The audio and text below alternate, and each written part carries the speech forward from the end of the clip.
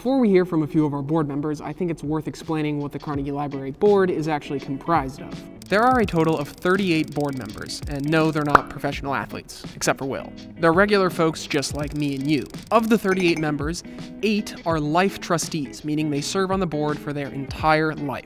20 are term trustees, meaning they serve on the board for a couple of years. And there are 10 public trustees. These are public officials, like city council members or the president of the school board. And the goal of the board, in essence, is to help the library best serve the public. Okay. Let's hear from some of our board members. To me, a library is like a limitless opportunity to get a better understanding of just life in general. I just remember as a child, I really enjoyed reading. And I would go and just browse through the books and get a chance to take out books. And it was also kind of like a little escape because you get to use your imagination and you get to think about and select books that are different from the world that you may be in. So one time there was a contest when I was in elementary school, and it was a bookmark contest, and you had to decorate a bookmark, and I won first place. And that bookmarker I have today. The Carnegie Library sent all winners this little letter that told us we were invited to attend the Imaginarium, and it was a really big deal for me. It was something that I got to do independently while my mom was in the waiting room, and it introduced me to all the wonderful things that the library has to offer and the opportunities that could come with it.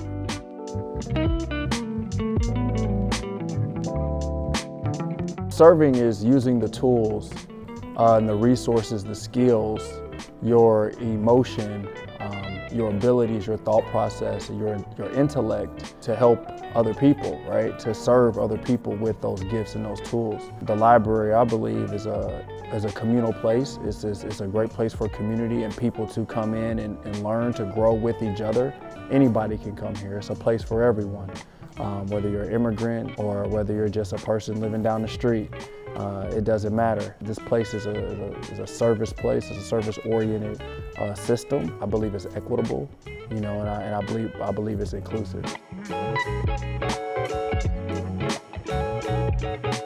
The library has really tried to figure out how it can build a set of services that people can access remotely. But listen, I have some issues and I'd like to sort of work with somebody on my resume, or I've lost my job, I'd like to apply for unemployment insurance. I'm looking for this novel, I want to listen to this symphony. All of those things can happen online. You can get access to that. I was trying to find those 1-minute book reviews I was telling you about. I couldn't find them, and I hit the chat function and said, hey, where are they? And within a few seconds, somebody pointed them out to me, and there I was downloading reviews and listening to the ones I wanted to. So.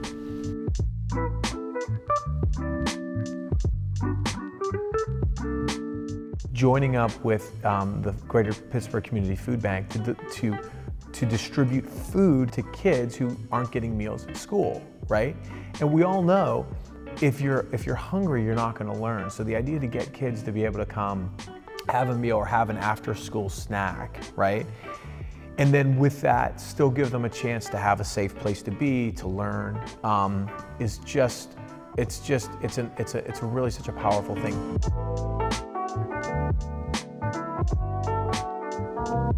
A library, you know, I know that in the 21st century, libraries' roles have changed. The fact that you can come here and take classes and further your education or your career, the fact that you can come here to access the internet, that you can come here for no other purpose than to just be.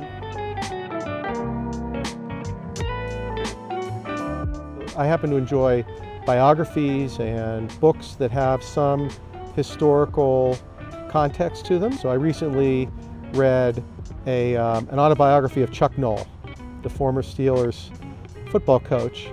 And I thought coming into it that it would be a relatively simplistic read. It was a gift from a friend.